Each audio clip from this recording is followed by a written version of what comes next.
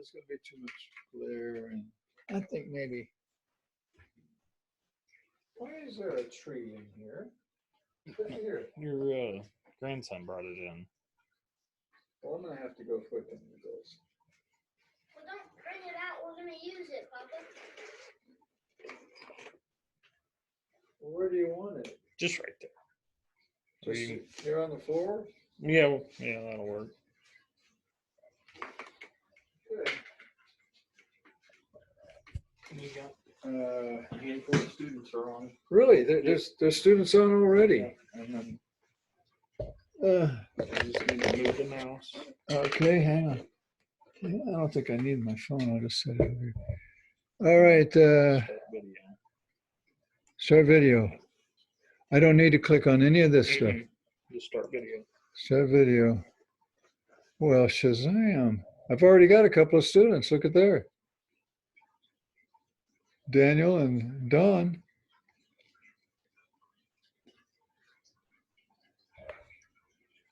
Okay. Can you guys hear me? Don, can you hear me? I guess not. He's got his mic. Oh, he has it. How about Don is oh, he's connecting to audio. So that means he's muted. Ooh, that's interesting. And then your whiteboard. Did you move the whiteboard? Yeah, I think I probably found everything up here. No, it was just. Oh, it's the computer. Oh, okay. All right, that's pretty good. Yeah, that's pretty dang good. There you go. Fabulous. Fabulous. Connecting to audio, Daniel.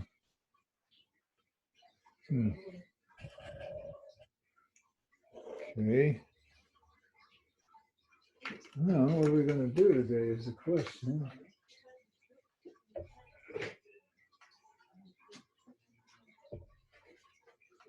How you doing, sir? Hey, I hear. Yeah, hey, that's Don. Yeah. Hey, Don. How's it going? Pretty good, I guess. I'm tired of all this jazz, though. I'd like to get back to normal, wouldn't you? Yes, sir. Yeah, I'm getting back in class and doing everything. I've been having a weird time figuring out all this online stuff, and Weird. You think it's weird. Hey, there's another important person. I see another important person. Kristen. Hey, Professor Griffin, how are you? Terrific. Did you have a good lunch? I had a peanut butter and banana sandwich. Oh, that was Elvis Presley's favorite food. Oh, really? Yes, Elvis Presley loved peanut butter and banana sandwiches. Well, mine was crunchy peanut butter. You know, Oh, there's the smooth and there's the crunchy. yeah. I'm not a big peanut butter fan. Oh. I just really don't like peanut butter. I don't know why. But if I am gonna eat it, like if I am gonna eat a peanut butter and jelly sandwich, I have to have the creamy. I don't do crunchy. It's just weird to me. Well, Like certain textures just don't go together. yeah. Because I have issues, like, you know. Well, there's Daniel and Levi, but they've muted their thingy. So, but Yeah, I'm here. I just, yeah, there's Levi. yeah, you can hear me? Yeah, now we're going to do a thermo here, right, guys? Isn't that what we're doing? Yes, sir. Yep. Well, we got a lot to learn. What are we going to do today? Let me think and think and think. I think we need to learn about entropy and the second law, don't you? Wouldn't that be good? That Yes. would be good. Yeah. Entropy and the second law. And we need to know how to find entropy. Now, once we find out what it is, we can look it up in the tables. It's in the back of the book in tables. It's got a little letter S back here. So we can look it up. It's a property just like temperature, pressure, specific volume. Enthalpy. We've studied enthalpy. Hey, Aw. Don, you got a kid. Yes, sir. I got two of them. Oh, that's great. That is great. Yeah, he just turned 2 the other day. Sorry about that. We shouldn't get interrupted anymore, but Oh, no, I think that's great. There's Abdullah. Abdullah's turning it on there. Yeah, and yeah, there's my friend Kerman and my friend, oh, gee, the last name is Zajic, and I know her, but see what happens when I don't go to class. Now let me think. Oh, yeah, I know who that is. That's Miranda. Hey, Miranda, Yeah. can you hear me? Hi. Yeah. Okay, well, let's see. It's 5-1. Did you have any see, this will be extra. This is no charge for this. The 5 minutes. Did you have any questions for me in the 5 minutes before we get officially started here? I don't think so. I'm gonna go get my water bottle. I'll dry up. I'll be right back. Great. Looks like we're hooked up.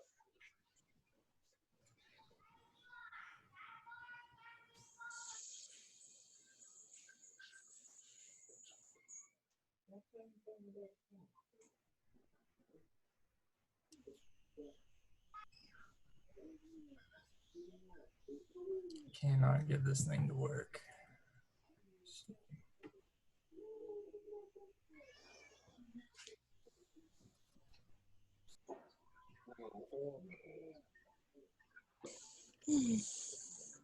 Well, then we got Mark. Mark's on there. And Tyler. Yeah, good deal. Well, let's do some free stuff. It isn't official yet. Let's see. Entropy. Let's see if I write big enough. See if you guys can read this.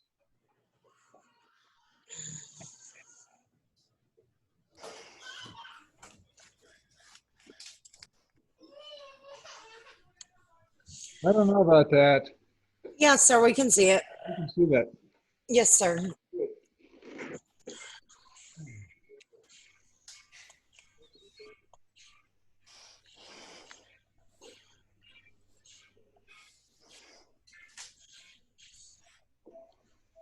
Well, if entropy is big S, what do you think the specific entropy will be? What do you think? Little s. Good going. Woohoo, I'm a genius. Well, sometimes I write my S's like that. I guess you could just go a little bitty S. That'll work. But it'd be nice to know what entropy is, wouldn't it? Entropy is based on the Clausius inequality. Let me write that for you.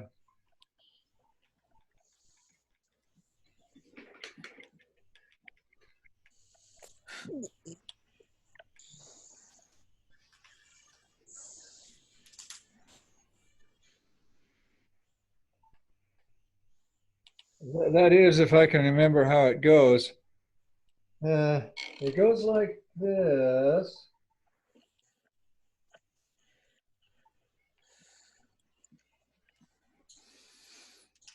Now, hey, we got some more scholars.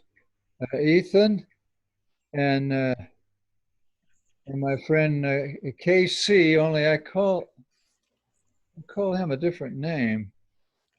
And Coy and Michael James. Okay. Michael James, what do I call you in class? I don't call you Michael, do I?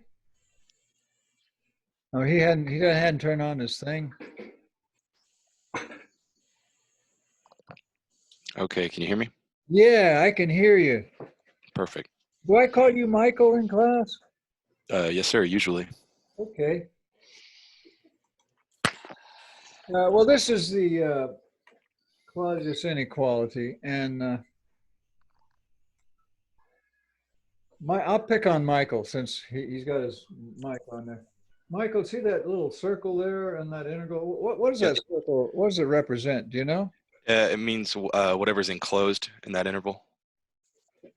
Well, not exactly.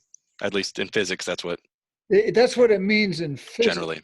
But see, this is thermo. We're in a different world. Somebody have a pet duck out there. Dubstep going on or something. Somebody mute that pet duck, would you? I can mute all of them. Oh, hey, that's a great idea. Unmute them when you get done lecture. Yeah, how do I do that?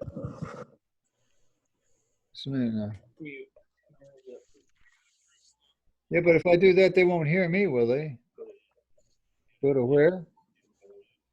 Go to more.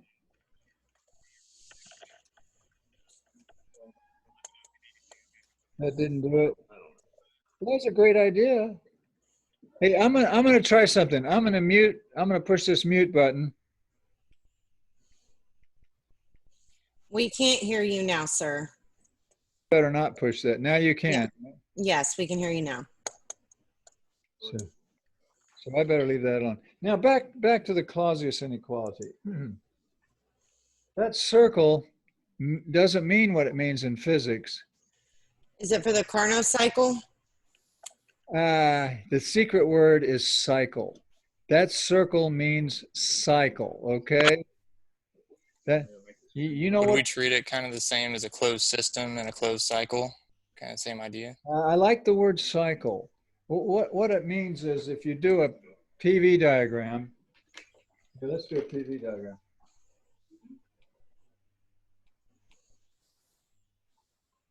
And you go state one, state two, state three. If you go back to state one, can you guys? Yeah, you can see that. That's a cycle. You go back to where you started. You guys did a Carnot cycle. It was, I think it was 659 from memory. Did you do a homework assignment 659? Sounds right. I think it was 459, wasn't it? No. No, it was 549, wasn't it? Was it We're all being dyslexic or something. Yeah, it was 549, sir. Yeah. Well, it was a Carnot cycle, but it had four. It went 1 to 2, 2 to 3, 3 to 4, and then back to 1. It had four processes on problem 549. Now this Clausius inequality can be broken into two parts. Let me do that. And you got to know something about his inequality.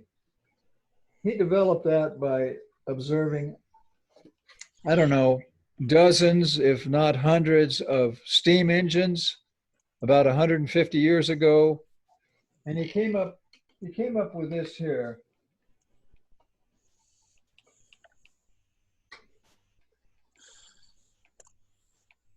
It's equal to 0 if you have reversible processes or darn near reversible.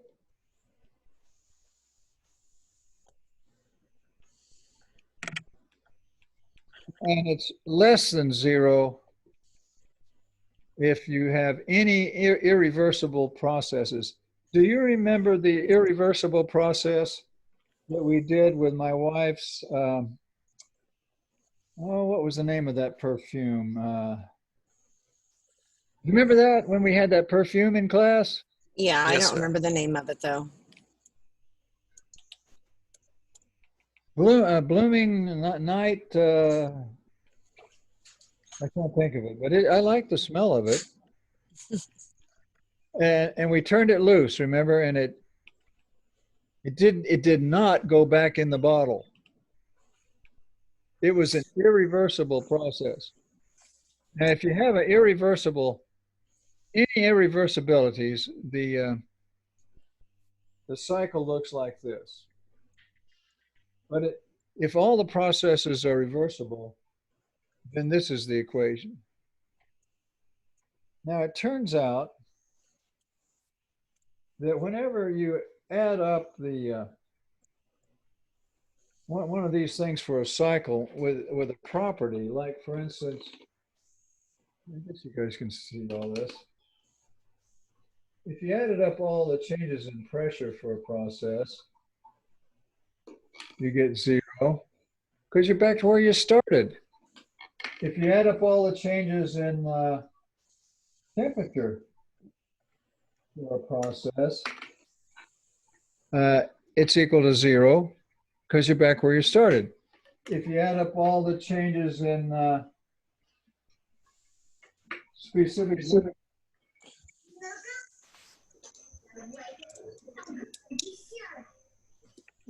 well, you get 0 because all of those things are properties. I tell you how you can figure if something's a property or not.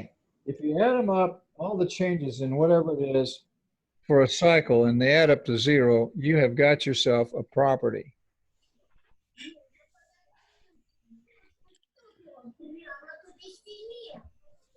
I hear some kids. I don't know where they are, but I hear some kids. All you guys have your stuff muted though, so it can't be any of you. Now, what that means is, if this here is equal to 0, that means this thing here is a property. I don't know if that made a lick of sense, but think about it. If you look at all the changes in temperature going around a cycle, like that cycle you guys had, you started off at 600. I think it was Kelvin. On that problem, 549, was that Kelvin or Celsius? Is anybody? It was Kelvin, sir. It went from 600 and then 300. Right.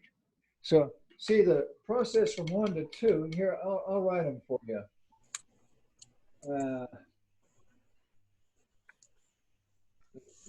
The change in temperature from 1 to 2, the change in temperature from 2 to 3, change in temperature from 3 to 4, change in temperature from 4 back to 1. It's going to be 0. I don't know, man. Maybe I need to tilt this back or something. I don't know. Okay, maybe you can see it. See, this one here was a negative 300 because if you go from 600 to 300 Kelvin, you got smaller, 300. The change in temperature from, no, I'm wrong. From 1 to 2 was an isotherm, wasn't it? I did that wrong. I think from 1 to 2 was an isotherm, so there was no change in temperature. From 2 to 3, it was minus 300. From 3 to 4, it was 0 because you had another isotherm.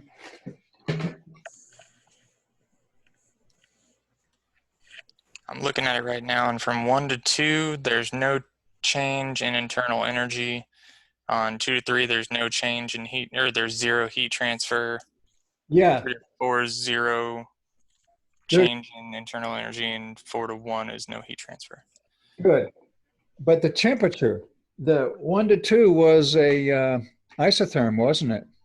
Yes, sir. Was that Don, is that Don talking to me? Yes, sir. Yeah. So here's the changes in temperature. It's 0 from 1 to 2. From 2 to 3, it's negative 300 because you went from 600 to 300. That's a negative. That's a change in negative 300. 3 to 4, it's another isotherm. It's 0. And from 4 to 1, it's a positive 300. Can you see that that adds up to 0?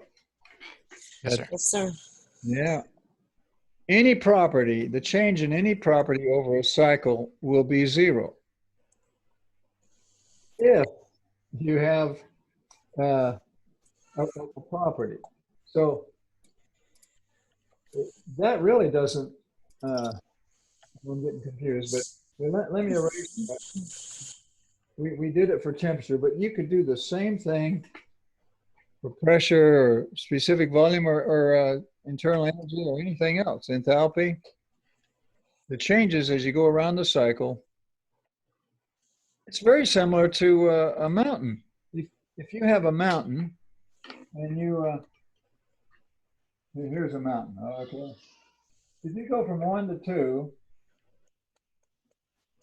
on the mountain, and then you go from 2 to 3 on the mountain, then you come down here to 4, and then you go back to 1.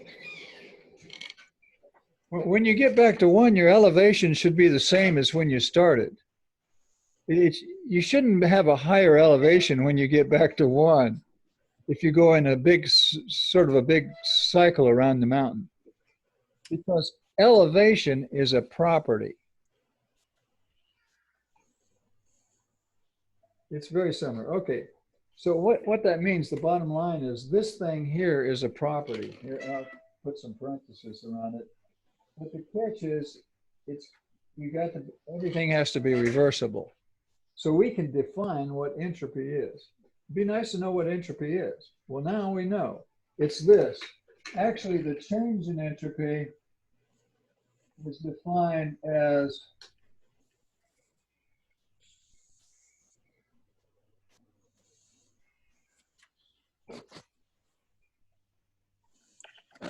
it's defined that way. The catch is this is going to be everything has to be reversible. That's the definition of is that showing up on your screen there? Can you see Yes, it? sir. Good. Now, if you want little s, here, let's do little s. Just remember, entropy came from the Clausius inequality, and it's right there. It's in your book. And we're going to do specific entropy now. And it's like this. In fact, I think I'll write it as a differential instead of like that. I'm going to write it like this.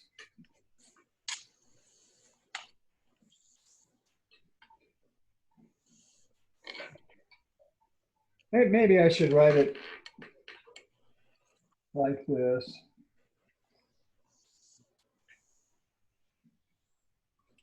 This is saying the same thing.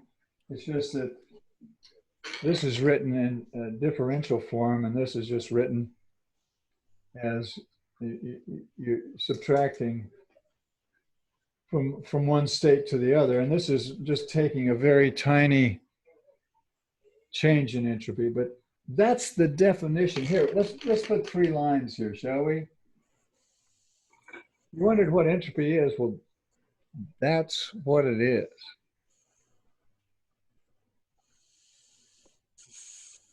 Here, maybe we should do an example. Let's do an example. If you have your book, we could take water and we could boil it and go from, let's take water, and let's boil it at maybe, I don't know, how about 200 kilopascals, and we'll go from liquid to vapor.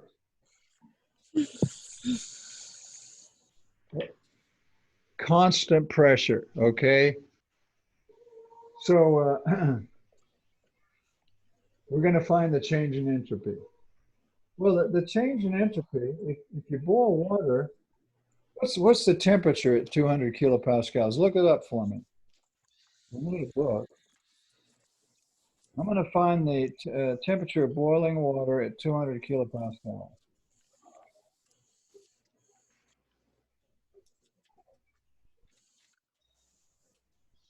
Okay, I found it.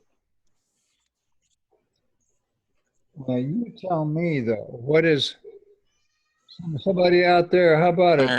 120.23 Celsius. Very good, very good. If you want to have the temperature here, and notice it's an isotherm. Did you know boiling is isothermal?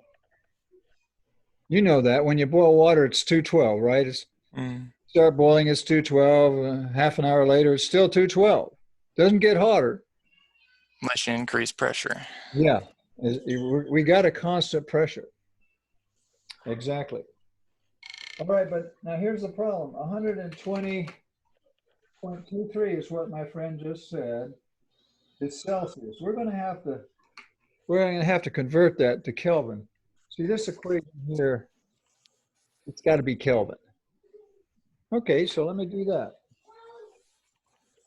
120.23 plus 273.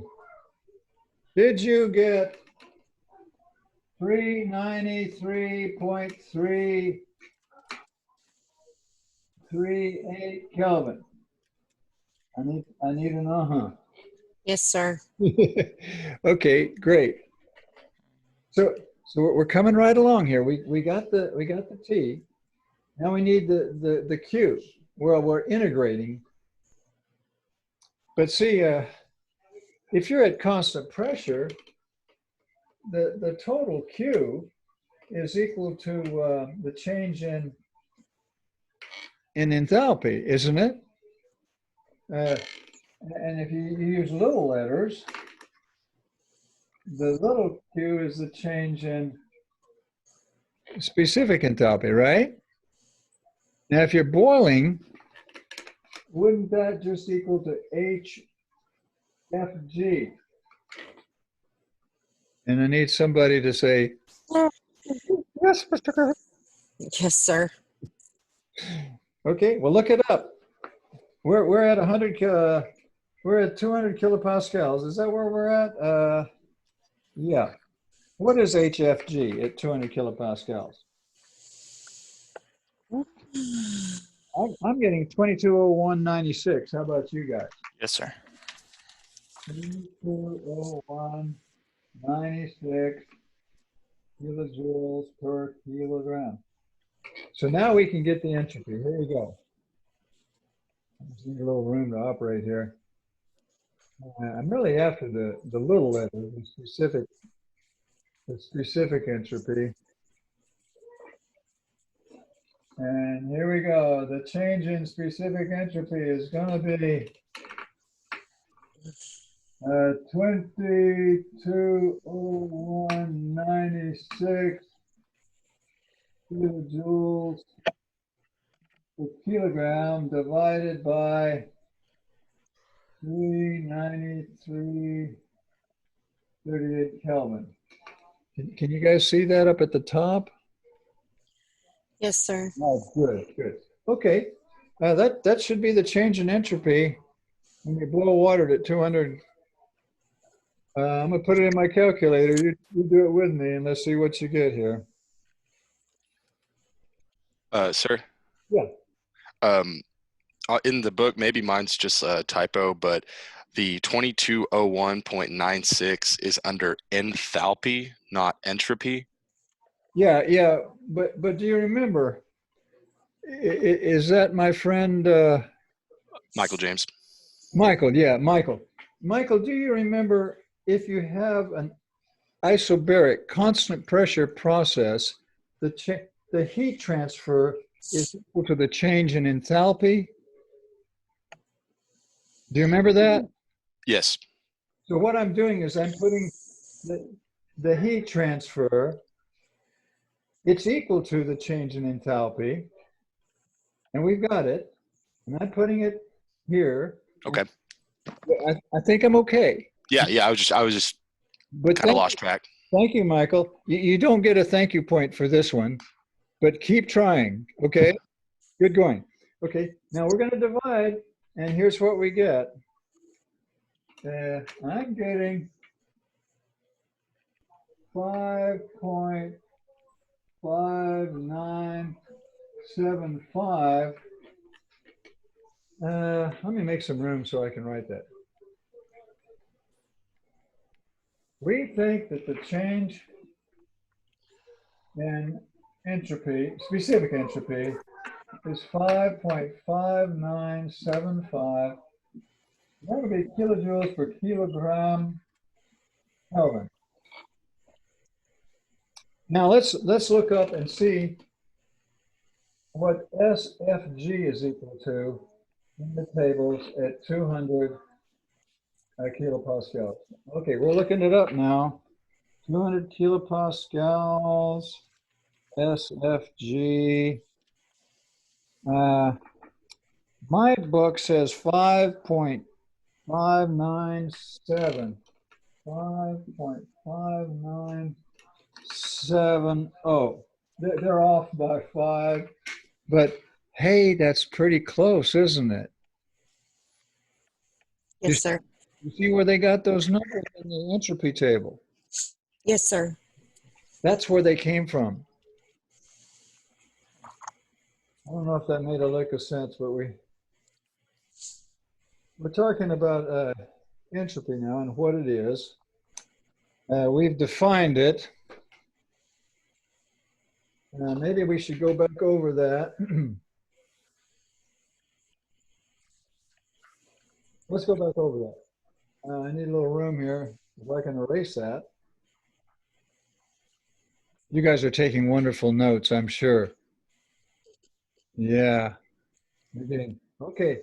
Well, let's review and see what that is. The change in entropy, specific entropy, is equal to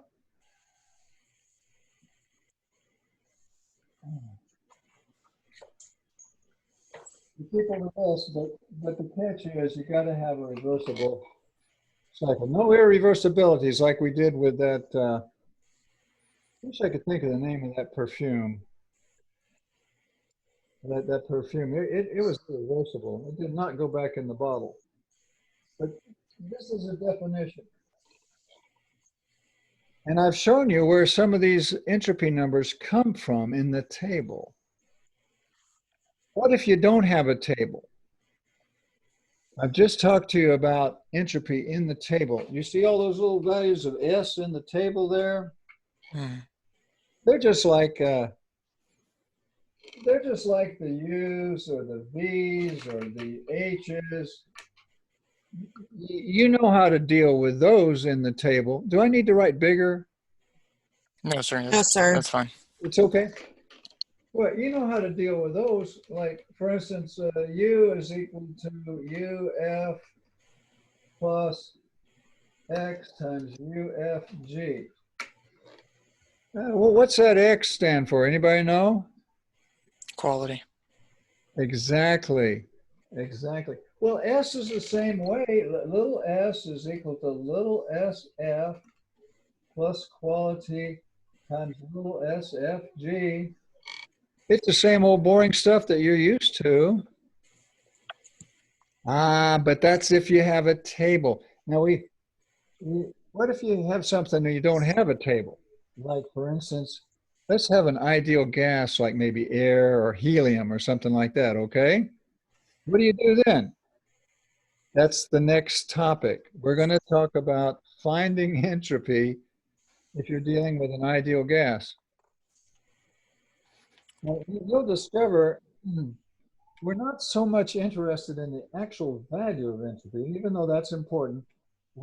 What really matters to us is the change, the delta S. It's kind of like that with your others too. Delta U is what's important. Remember this equation here? I mean, U is important, but delta U is more important. What is that? Anybody know the name of that equation? First law. First law. Yeah, it's the first law for control masses. Excellent. Excellent. If you don't mind, sir, I actually have a quick question. It's probably just slipped my mind in the last couple of weeks of not coming into class and whatnot. Earlier you were saying delta S is equal to, the derivative of entropy over temperature in Kelvin. Yes. And I guess I'm missing it, but I knew that Q was heat transfer, or specific heat transfer. That's right. How did the delta Q, how is that equal to the enthalpy?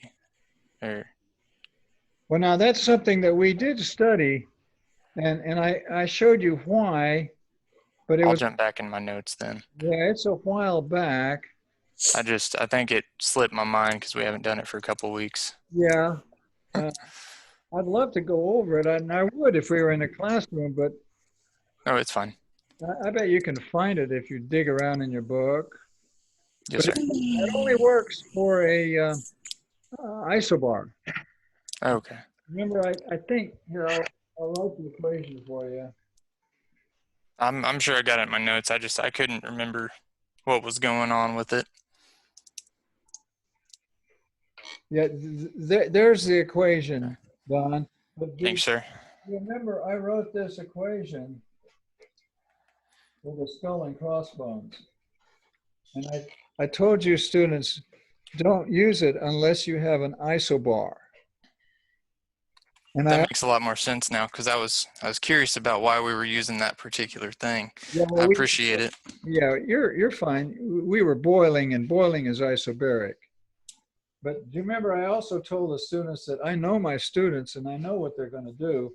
They're going to use this equation when they're not supposed to. They'll use it for anything. Never mind whether it's an isobar or not. They've got an equation and they're going to be like a dog that has a bone. They're not going to let go of it. But don't. You can only set those equal if you have an isobaric process. In fact, this equation is why enthalpy is so important, because heat transfer costs you money. Money is important. That's why that equation is important. Okay. Now, back to what I was telling you about. If you have an ideal gas, you can't look it up in the tables. They don't have S values. They don't have the saturated table there like you do for water and the refrigerants and ammonia and like that. But if you have an ideal gas, here's what you can do. And this is what I want to talk about today. If we're lucky, maybe we can work a problem. That's a definition. But if you have an ideal gas, here's the equation.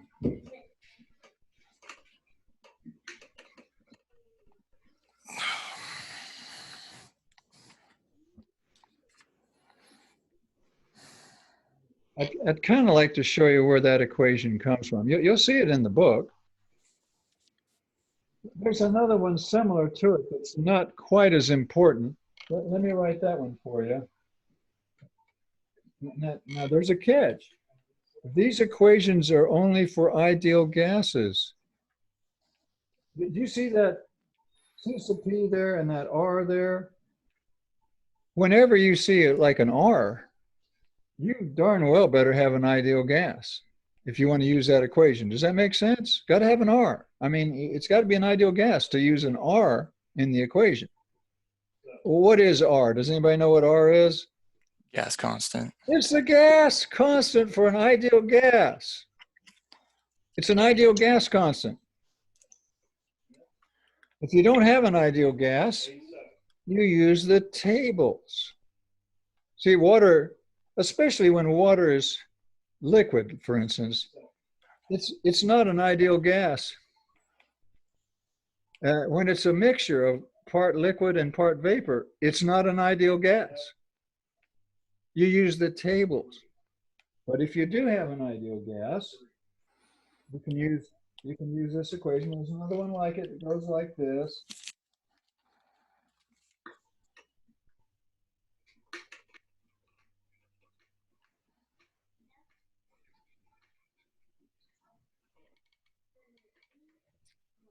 I would kind of like to show you where they come from, or at least show you where this one comes from.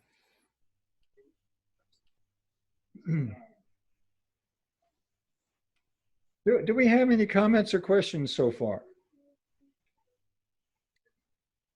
Yes, sir. Okay. Well, what I'm going to do now is I'm going to show you how to use this equation here. And I want to get around to talking to you about the second law of thermodynamics. But right now, we're going to talk about this equation here, where it comes from. I don't need this one right now. We're talking about ideal gases.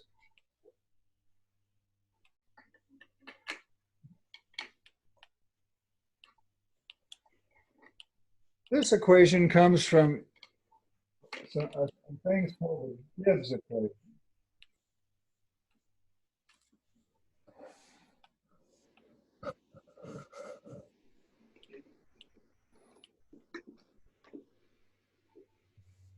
The Gibbs equations. And let me show you what those are. And then I think you can see, maybe you can see how we got that ideal gas equation. Okay.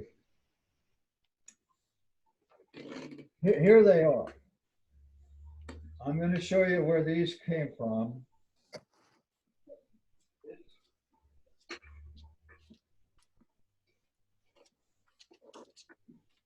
Maybe I should write bigger. There's two of them. They're called the Gibbs equations.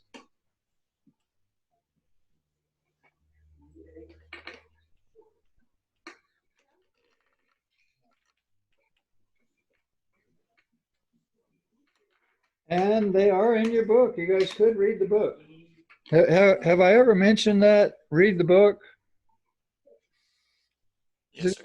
It's an idea. You see, you could read the book. It'd be good. Hey, we've got some more wonderful students ticked in here. I see Andrew there. And, well, I'm having trouble reading that one. Okay, I'm going to show you where this one here came from. Here goes. I need to erase this because I need the room. You know, the first law goes like this.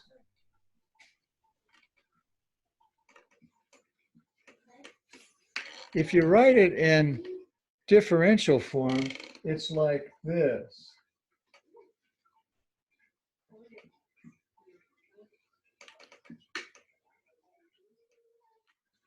They don't write this heat transfer as a definite, what's the word, differential, because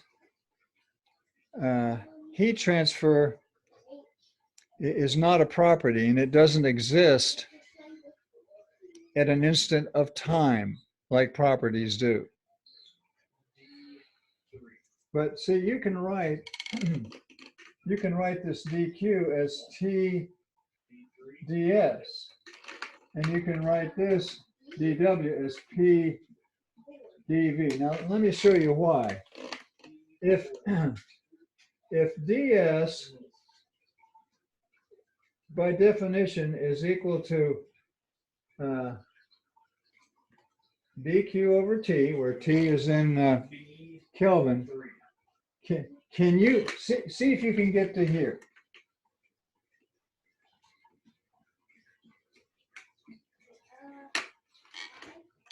See, here's the definition of a differential change in entropy, specific entropy.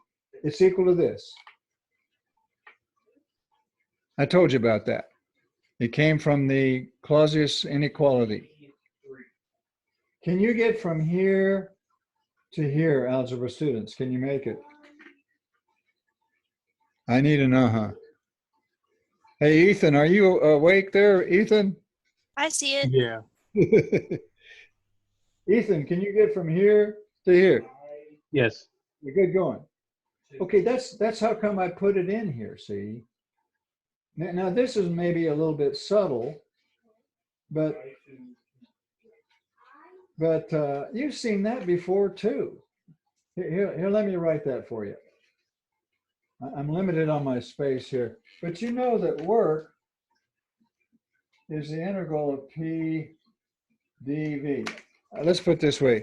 I hope you know that work is the integral of P dV. It's the area under your PV graph. I'll pick on Ethan again. Ethan, do you remember this equation for work? Yes. Yay, good going. That's a V. I hope you can read my writing. All right. Now there's one mistake here. Somebody could have gotten the thank you point. Should be a little w. See, you can make this if you make this a big V, then that's correct. But the way I had it was wrong. If that's a little v, that little guy there's got to be a little w. See it? And so a little tiny amount of work per mass is equal to P dV. You see, now do you see where the, hope you can read my writing. Can you see where the P dV came from for the little tiny amount of work, the inexact differential? Is that TDS minus PdV? Is that supposed to be an equal sign or is that a subtracting? No, it's subtracting. Okay, I get it now. It's subtracting. And how come there's a minus sign? I did something. Oh, wait a minute. Something's wrong. Just a minute. I got to get my mind right. No, I think it's right. I'm going to erase this. Now, my question to you guys is, can you get from here back up to there? If there's an algebra, you got to do an algebra thing to get from here up to there. Did you make it? Yes, sir. Yay! There's somebody. I need another uh-huh. How about Mark? Hey, Mark, are you awake there, Mark? Yeah. Mark, Yes, sir. Are you able to get from here up to here? Were you able to do it? Yes, sir. Great, great. Okay. Well, we just proved the first Gibbs equation. And what did we use? Well, we used the first law of thermodynamics and a definition of work and what we've learned about entropy. I think we're okay. We got this first one. Now, if you want to get this second one, let's get it together. Okay, I need to make a little room here. And we'll have the Gibbs equations. You all know what H is. H is U plus PV. It's a definition, isn't it? Back to pick on Mark now. Mark, what's the name of that right there? Can you read my writing? What's the name of it? Enthalpy? Yeah, it's specific enthalpy. Yeah. Yeah, he knew that. Yeah. Okay. Okay, now watch this now. See if you can handle this. I'm just going to pick on Mark here for a while.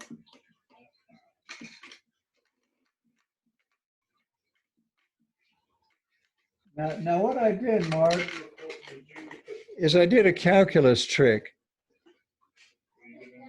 Have you ever heard of the product rule, Mark, in calculus? Yes, sir. Well, that's what that is. See, you take P times dV plus dP times V, and you got it. Okay. Mark, were you able to get to here from here with me? Yeah. Great. Now what I'm going to do is I'm going to substitute all that in here. Here it goes. I'm not in here. I'm going to substitute it in this first one. We got to this first one. I showed you where it came from. Mm-hmm. What we're doing now is this second one. Okay, here goes. I'm writing the first one. And what I'm going to do is I'm going to substitute du in here, which would be dH minus pdv minus dpv plus pdv. What I did was I solved for du and substituted in here. And here's what I got. These go bye-bye. Something goes bye-bye. This one, yeah. Those go bye-bye. And you know what? You're left with the second Gibbs equation, aren't you? Mm-hmm. Great. Great. I'll pick on somebody else now. Now, from this second Gibbs equation, we're going to come up with our ideal gas equation for entropy change. Here goes. I just need, if you guys are happy, I'm going to erase this bottom stuff. I don't know. I hope you're taking notes here or halfway paying attention. Goodbye, Steph. All right, now watch this. I'm going to do a little algebra trick on this. I'm going to divide through by t. I think that's what I want to do. Yeah.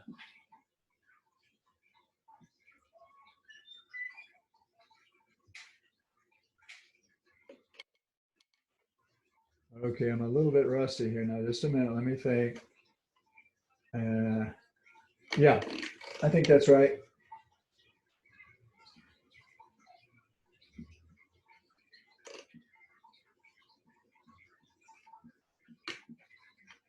I don't think I've violated any rules now. I went from here to here. I just divided by t. That's legal. Wait a minute. You don't get a thank you point. I found that mistake.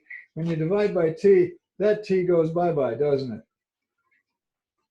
From here to here, can you get there?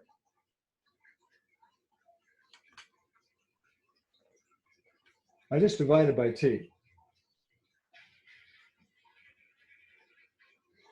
Now watch this. We're talking about an ideal gas now, guys.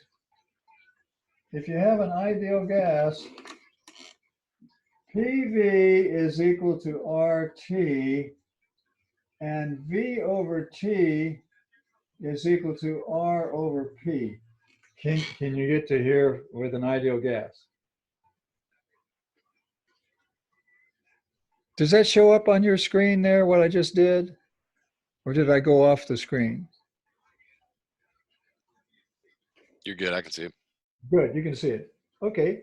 Well, look, we got a V over T. That's equal to R over P, isn't it? So we can rewrite this as R over P. All right, I'm going to do that. Here goes. We're almost done. If you've stayed awake this long, just a little bit longer and we'll have an important equation for ideal gas change of entropy. And we're gonna write dH as C sub P dt. And we're gonna write this as R over P, I think we said just a minute ago, dP. We're almost done now. We're going to do a calculus step now. Are you ready? We're going to go here, here, here. And you know what that is? Here, let me write it up here someplace. Bottom line is, this is going to give you your delta S. Delta S is going to be this thing here. C sub P is a constant. You can pull it out. You can write natural log of T2 over T1 minus R natural log of P2 over P1. I did a little calculus trick there. We're going to go here from P1 to P2. And we have we went through all that for this equation here. That's an important equation. There's another one similar to it. See, what I used was this equation here. If you take this top equation, you'll get that other equation that I had, we erased because I ran out of space there. Here, I'll write it again for you, if I can erase all that.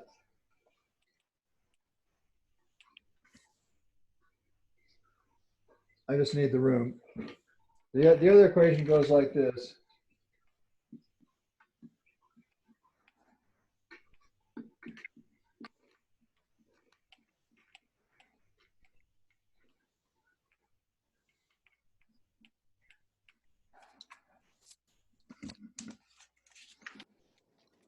That equation comes from this top equation. This equation here came from this equation here. I did a little algebra and calculus and got it. And this one comes from the top equation. And now we have two wonderful equations to use with ideal gases.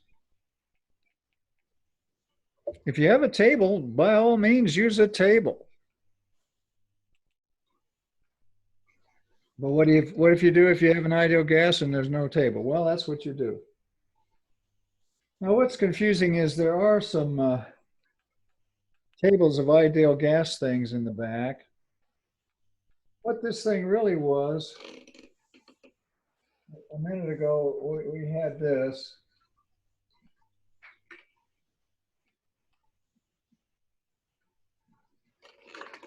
That thing was like that. Now this here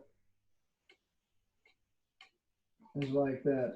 But in the very back, where all the tables are, they have an ideal gas, bunch of tables for ideal gases. And this thing here is called an ideal gas integral. And going from T1 to T2, they call it S0 T2 minus S0 T1. What you'll see this equation in your book.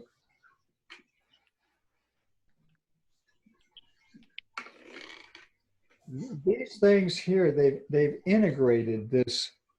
They've actually created a function of C sub P, and they've integrated it over a temperature interval. And they gave it this name. That little zero there, it represents if your pressure is approaching zero, then you have a very thinned out gas. If your pressure is dang near zero, you don't have a whole lot of molecules, do you? And did you know that any gas, if you can thin it out, make the pressure low enough, starts behaving like an ideal gas? Have I ever told you that? No, sir. Well, I just told you. If you thin it out and make the density small enough, any gas behaves like an ideal gas. And you can use these are more accurate than assuming this C sub P is constant. See this equation here, they pull that C sub P out, pretending it's constant. Well, if the temperature interval is small enough, then it doesn't change much. But if the temperature interval is big, this is more accurate. Okay, well, great. We had a good time. You've got some ideal gas equations now, and you know a little bit about finding entropy in the tables, and we've tried to define what entropy is. We need to talk about the second law. So, do you have, while I get a drink of water, do you have any comments or questions before we launch into the exciting world of the second law? No, sir. Oh, okay. How are we gonna turn in the homeworks and quizzes?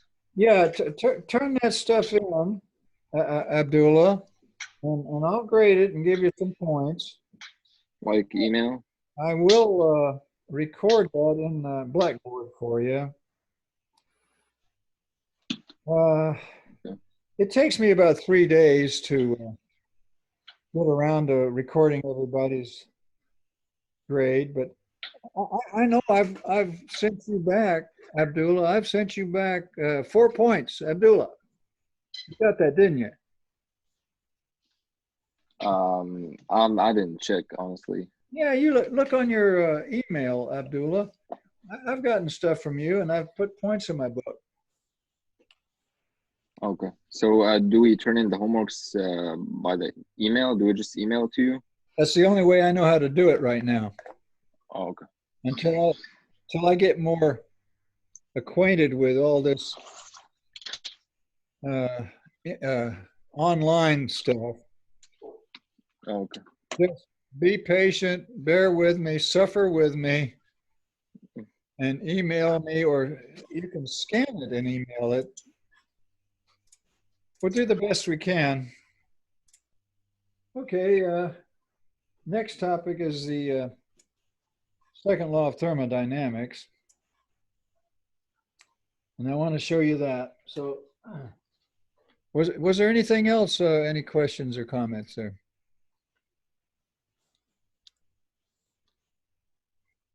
Well, nobody. Now, who is, I want to find out who this person is, just a minute.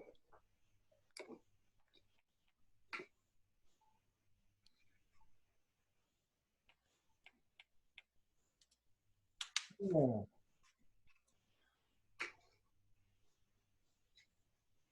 Is there a person? I see a person here. Yeah, How? I know you, How. I just didn't understand what you had down there. But yeah, I know How. Yes. There you are, How. Good. I know who you are now. Good. Okay. Well,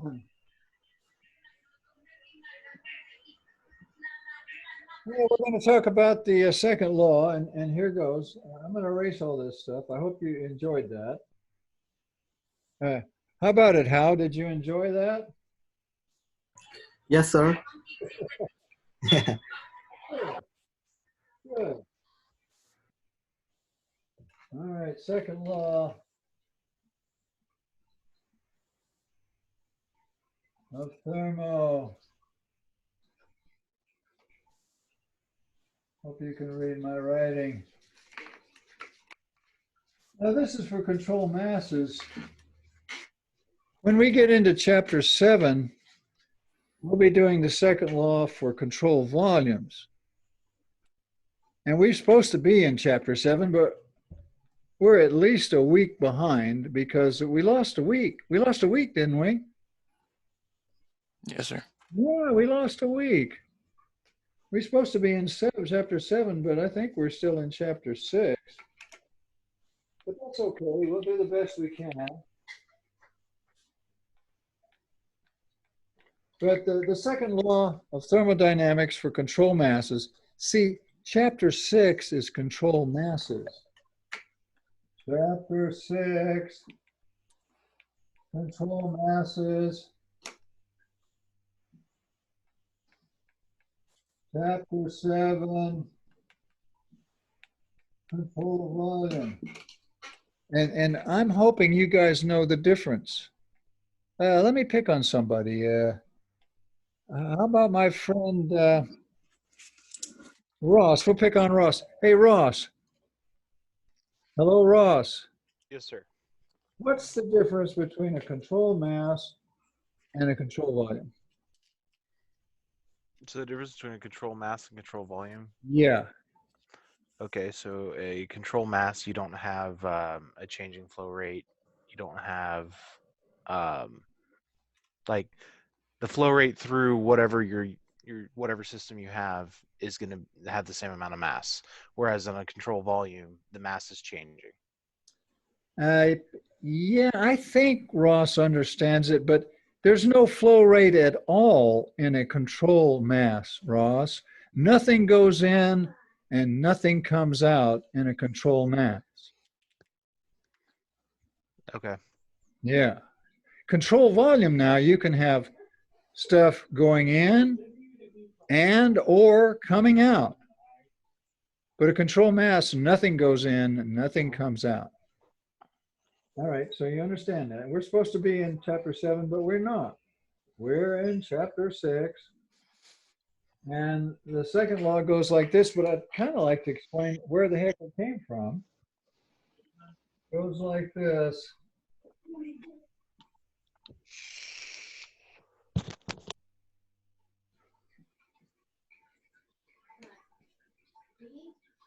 That's a little Greek letter, delta. Is that showing up on? I think it is showing up there.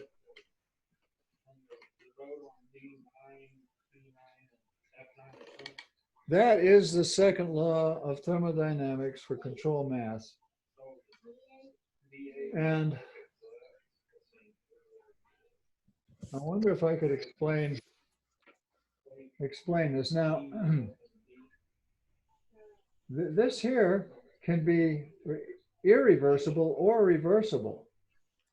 Most usually it's irreversible because real processes are irreversible. Remember the perfume? Gosh, I wish I could remember the name of that stuff. Blooming jasmine. It was blooming jasmine perfume. It was night blooming jasmine perfume that you guys smelled one day in my class. And it was an irreversible process. And that's what this is. However, theoretically, you could have a reversible process. But if you have a reversible process, there's no generated specific entropy. See, this thing here is called generated specific entropy. And that's what you had a whole lot of with that night blooming jasmine. You were getting generated specific entropy. Generated entropy comes from a variety of things. Friction will do the job. Expansion into a vacuum will do the job. A heat transfer across different temperature boundaries will do the job. And many other things can cause what they call generated entropy. Yeah. If you read about entropy, you'll discover it's related to chaos. It's related to, what's the word? Anybody know Disorder. Disorder, that's the word, exactly. It's related to disorder. And to explain disorder, if any of you have had teenagers, you would know what disorder is. All you got to do is go in there and look at their room, okay? Most of you don't have teenagers. You're lucky, but I know one student that's had teenagers. Let's go to my good friend Kristen. Are you with us? Are you familiar with the disorder in a teenager's room? Oh, she's lost her. I've lost your audio. I've lost Kristen's audio. I see your mouth moving, but I don't hear anything. Kristen, we need you. Turn on your audio. Somehow she got it turned off.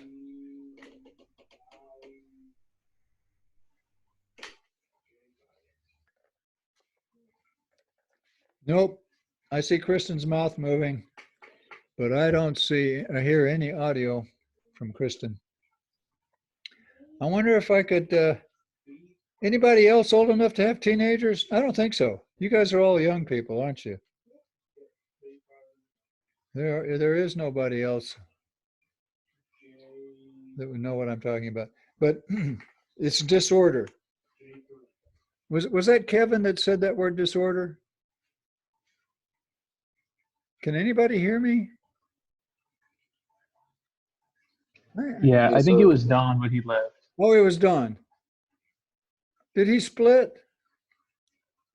Yeah, it said that he left. Well, It that's, might be a connection issue. oh, okay. Well, bless you guys for patience and bearing with me.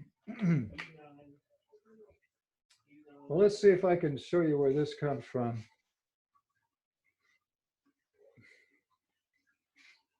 The book explains it. I tell you what I could do. I could just tell you where it is in the book. I'll let you read it, and then maybe we'll work an example. That's what we could do. Okay, this is in chapter. Sorry, I got kicked off for some reason. Yeah, there you go. Let's find the chapter that we're in here. Page 198. Yeah, I bet that's it. Yeah. Yeah, all this stuff is in this chapter 6 here.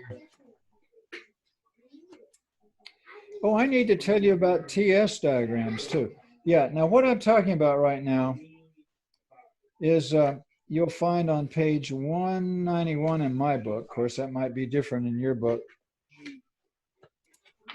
But I tell you what they have on 191. They have this.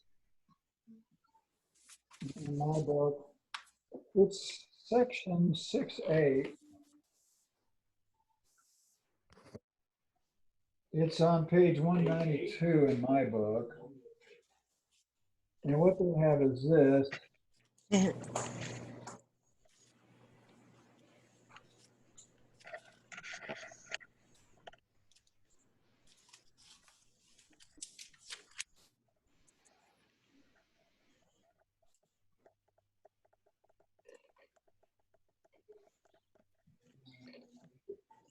Now,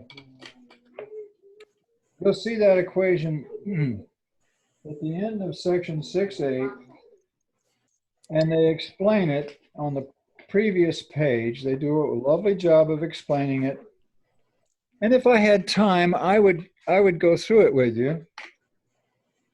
Remember what this equal sign would be if you had a reversible process.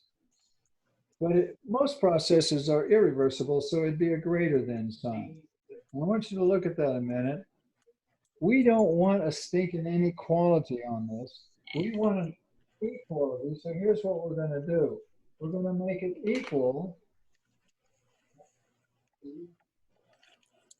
And you can make it equal if you add something in here. I don't know, a number. Like, for instance, if this number was 5, and 5 is bigger than 3. Okay?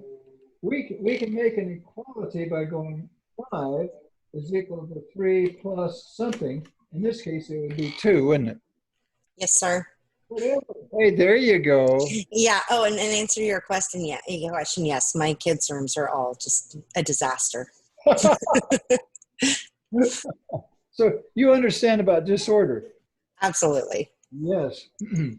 Well, this term here, it's called generated specific entropy. It's always positive. It can never be negative. In fact, let me write that for you guys. They just decided to call this term, well, if you use capital letters, it's called generated entropy. But here's the rule. I really like the little letters better. If generated specific entropy is 0, then you have a reversible process. I wonder if that's going up on your board. I hope it is. Now, Yes, sir. the generated specific entropy is greater than 0, then you have an irreversible process.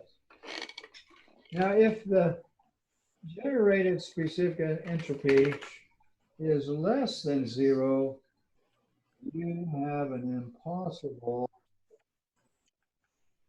process. And as far as we know, it's never happened and it can't happen because you're violating, it's kind of like violating gravity. If you fall down and hit the concrete, gravity is pretty consistent. Now, maybe if you wait 1,000 years, you might find a guy that when he goes off of a building, he doesn't fall. But most of us fall when we fall off a wall or something and we hit the ground. Gravity is very, very rigid about that. And the second law is very rigid about this. This generates specific entropy. If it's less than zero, it can't happen. In fact, for real processes, it's always bigger than zero. Theoretically, if you have a process where you can get rid of all the irreversibilities, like friction, for instance, you can approach this here in this generated specific entropy is zero. So we talked about that. Now, I want to talk to you about reversible adiabats. Do you have any questions on that before we talk about reversible adiabats? And then I'll try to work a problem. No, sir. Okay, we're going to erase that. Okay.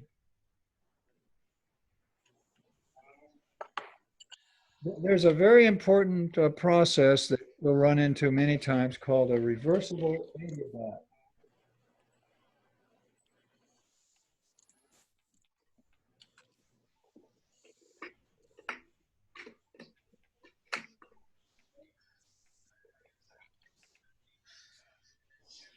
Now, if it's reversible, I just told you what happens to this generated specific entropy if it's reversible. What happens to it if it's reversible, the process? Equals 0. 0. Oh, I'm proud of you. You listen. That's going to be 0. Now, if it's an adiabat, what's going to happen to this one right here? 0? That's going to go to 0. Because if there's no heat transfer, well, that's what an adiabat is, no heat transfer, then that whole term has to go to 0 because you're taking something, you're dividing it by some Kelvin temperature, you get 0. So if you have a reversible adiabat, then the change in specific entropy is equal to 0. And they have a special name for that. It's called an isentrope.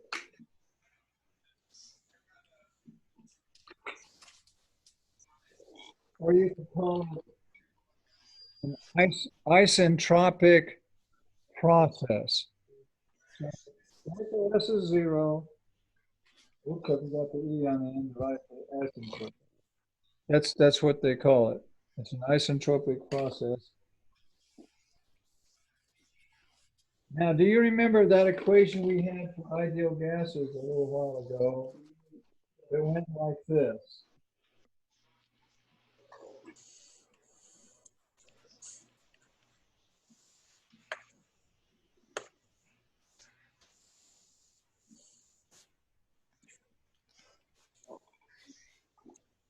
I actually showed you where that equation came from today.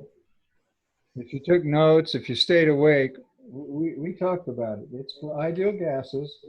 Now, if you have an isentrope, then this is 0. See, because delta S is 0 for isentrope. So let's talk about an ideal gas isentropic process. That's what I'm going to talk about now. Then I still would like to do a problem, but no. We might run out of time the way we're going. Okay, here's my topic now. Isentropic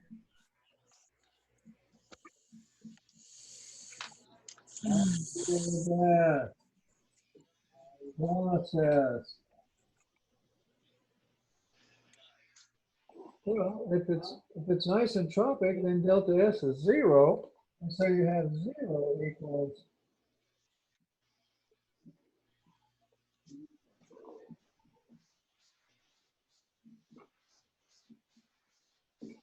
And I'm hoping that y'all, little Southern talk there, I'm hoping that y'all are with me on that. Now remember, this is an ideal gas now, because see that R there? That's a dead giveaway. We got an ideal gas. Okay. Now we're going to do a little algebra, and we're going to come up with another very useful equation here. See if you can get to here with me. Calculus students. I'll pick on Michael. Yes, sir. Michael, are you with me? Absolutely. Yay, good deal. Okay. Michael, I want to see if you can get to here with me.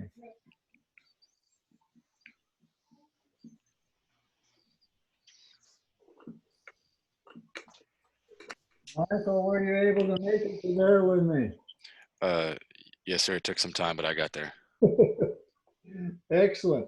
Now this next step is a tiny bit tricky, but I know Michael can follow it.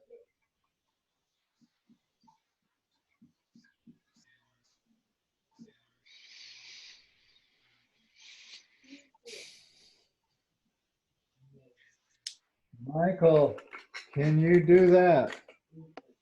Yes, sir. Yay, good going. Okay, now this next one. Still with Michael now. Michael, can you get in here?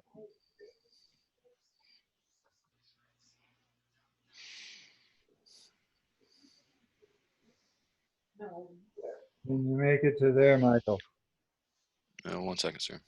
I'm copying. Yeah, take your time. Oh, yeah. Yeah, we're there. Yay! Well, we're almost there. We're almost there.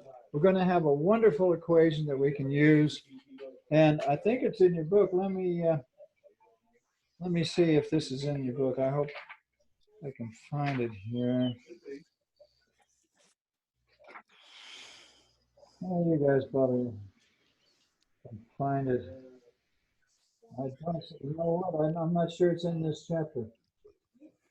I think it's in the next chapter, chapter 7. I bet it is. Let me look at chapter 7 just a minute.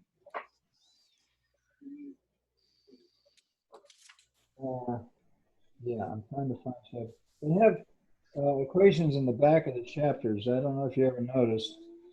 It's kind of nice they did that. I'm looking right now. Yeah, I'm looking here. I don't see what I'm looking for. I'm almost there. Okay.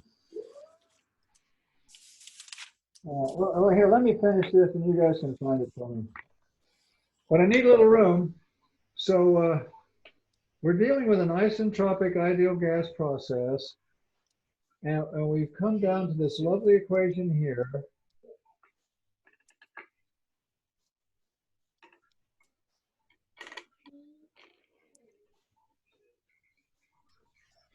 And here's what we've got now.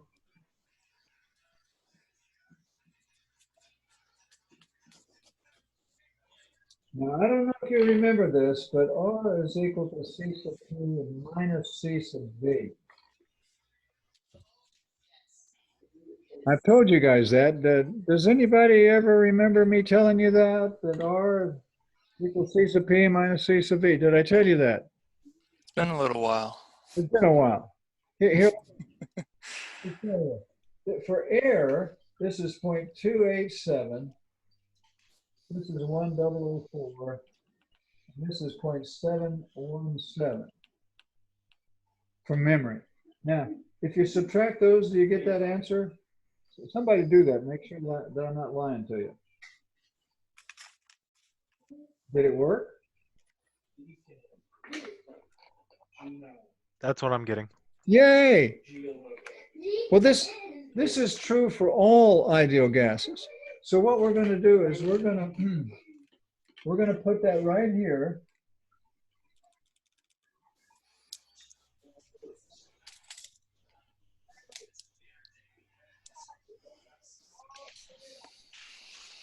We're doing great. We got 2 more steps, and we're going to have a nice little equation for isentropes. See if you can get to here.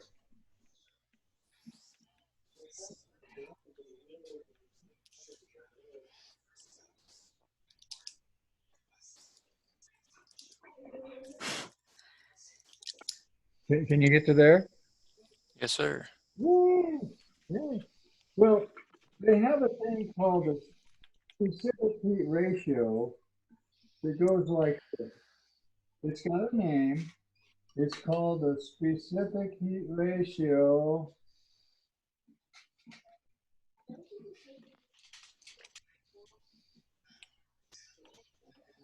If you can read my crazy writing. You know what? That sort of looks like that only a step. So you know what that is? I wish I had more room. I don't know if this will show up on your thing or not. It's just 1 minus 1 over k, isn't it? So see, it's upside down. See, it's 1 minus 1 over k. We got some glare going on. Oh Just no! letting you know. Let me write it here. Let me write it in here. I don't know if I'm the only one having trouble seeing it. That's all right. No, I can't see it either. There's like a huge glare. I'm gonna put it here where you can see it.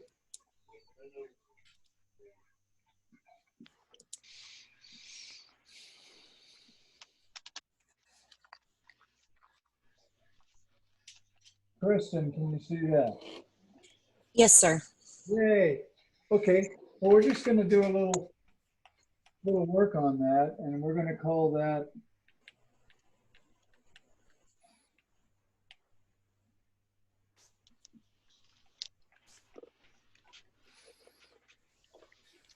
and we're done. Yay, we're finally done. After we went to all that trouble to come up with this lovely equation for reversible adiabats or isentropes. Nice little equation. You should remember that equation. We had one similar that goes like this.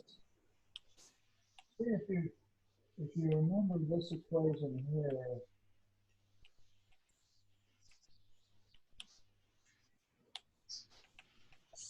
You remember that equation there with ends in it?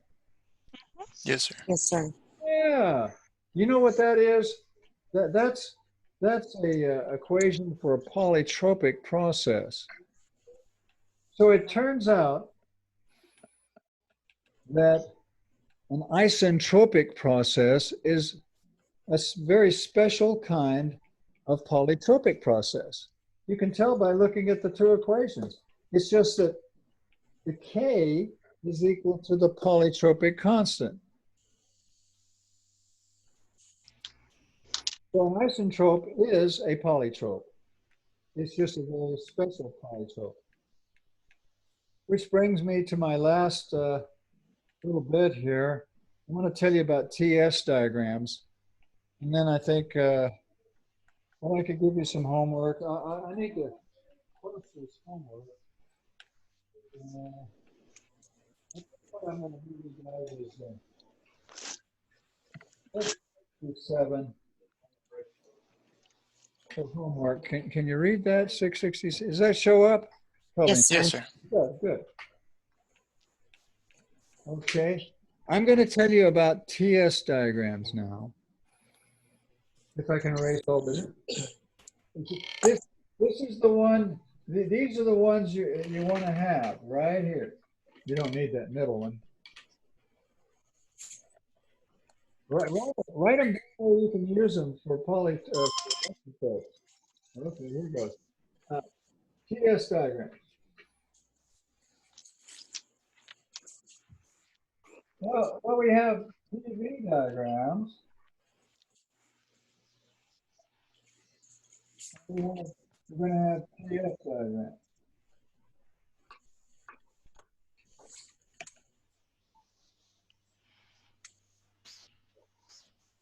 And let's suppose you went from 1 to 2 on a PV diagram.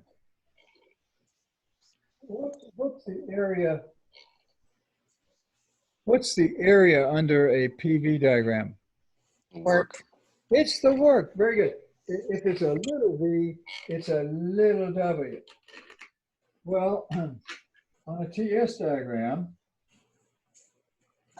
if you go from 1 to 2, you don't get the work, you get the heat transfer per mass. Instead of W, you get Q. Now, the reason for that is that Q is equal to the integral of T dx. Just like little w is the integral of P dv. We learned in calculus when we were all younger and better looking. Remember those days? Barely. The area under a TS diagram is the heat transfer. Isn't that interesting? That makes it nice. You can figure out the heat. By the way, heat transfer costs money. Work does too. Work and heat transfer costs money. Now there's a bunch of you guys that I haven't picked on at all. I see Jared there. I haven't picked. Maybe I'll talk to Jared here in a minute. Now, let's show you some diagrams here with the PS, and there we go.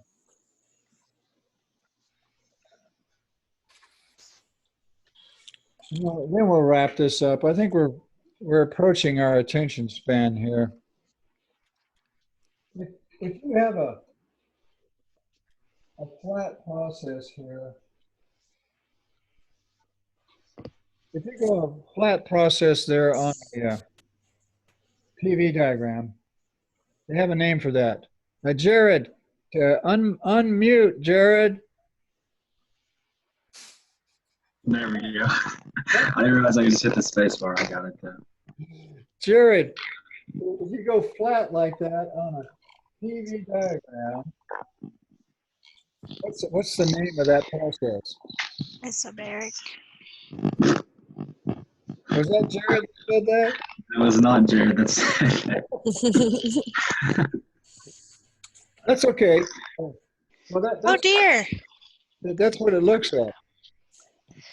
I thought I was muted. I'm sorry. Oh, that's okay. You're forgiven. We also have Andrew there. And Andrew's got his picture on there. That's cool. But you're not live, Andrew. It's just a picture. But that's all. Now, on a TS diagram, an isobar, they're kind of weird. They kind of go, I'm trying to remember how they go. They're more like that. Isobars are like that. These are the low pressure, and these are the high pressure isobars.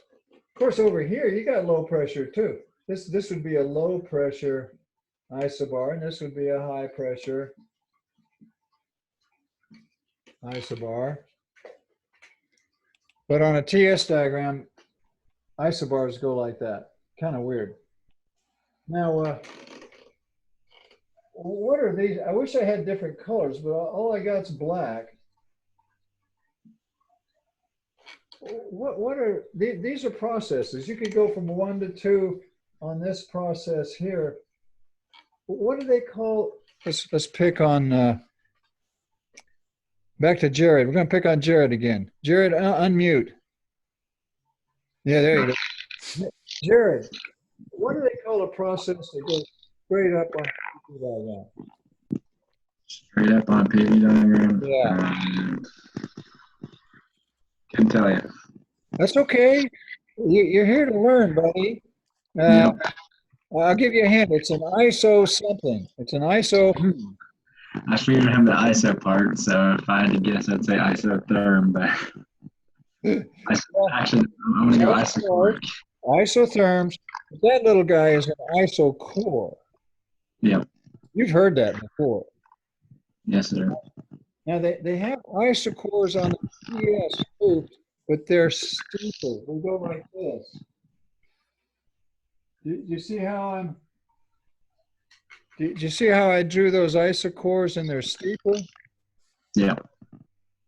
But what's weird about them is this is the high number isocore, and this one here, this is the low numerical isocore. They're all steeper than the isobars, but they're kind of opposite in their numerical value. Those okay.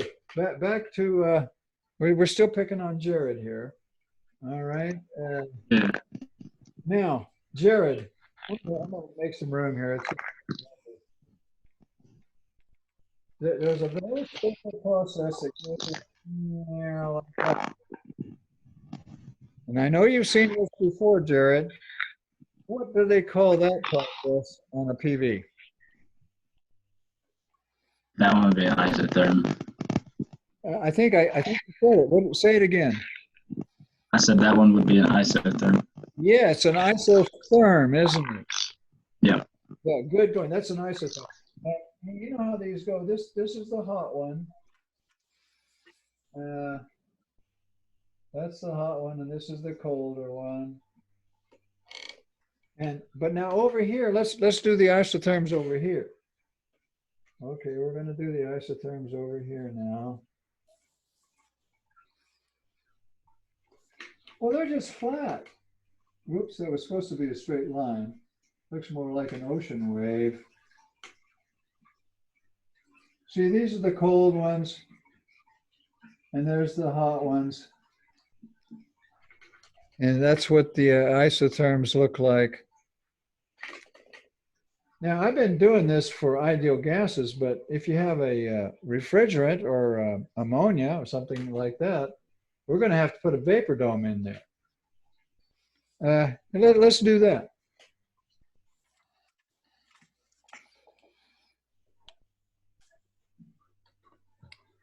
Vapor dome. Now, on a PV diagram, the vapor dome is pretty steep on the left side, and it's kind of gradual on the right side, like that. But on a TS diagram, it's more symmetrical. It's more like that. On a PV diagram, your vapor dome is sort of like the Sierra Mountains in California. They're real steep on the east side, but they're very gradual on the west side. I don't know if you've ever been to the Sierras in California. Who's been to the Sierra Mountains in California?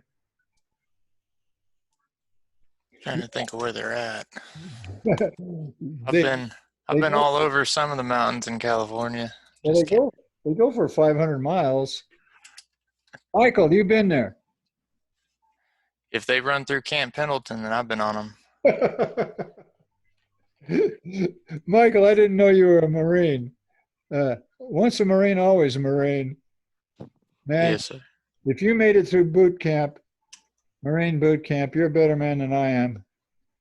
I made it through Air Force boot camp, but it's pretty Mickey Mouse compared to what those Marines do. It's all same team, same fight. Yeah, that's right. Same team. You got that. Now over here on the TS Vapor Dome, it's a little bit more like Kilimanjaro. I don't know. No, the one in Japan from Tokyo. What's the name of that one? Fuji? Yeah, Mount Fuji. Yeah. Put a little snow here on the top. Mount Fuji, very symmetrical, beautiful mountain. And it's more like that. Okay, now let me put the I'll put the isotherms on there, and then I think I'm going to quit. I think I probably had enough fun.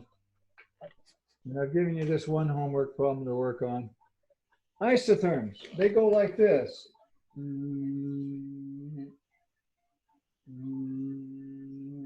They're not supposed to wiggle like that. That's what an isotherm looks like. Same temperature on a PV diagram. And you've seen me do that many times, haven't you? Now, here's what an isotherm looks like on a TS. This would be the cold one. This would be the hot one. Now let's do isobar, and I think I've had it. Okay, here's isobars. They go like this.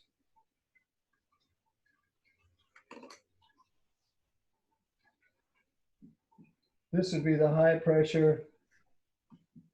This would be a low pressure. They're just flat. But now here's the way they go on a TS. They come up here like this. Then they go flat. And then they go like that. Let me do another one. They come up here like this. They go flat. And they go like that. This is the high pressure.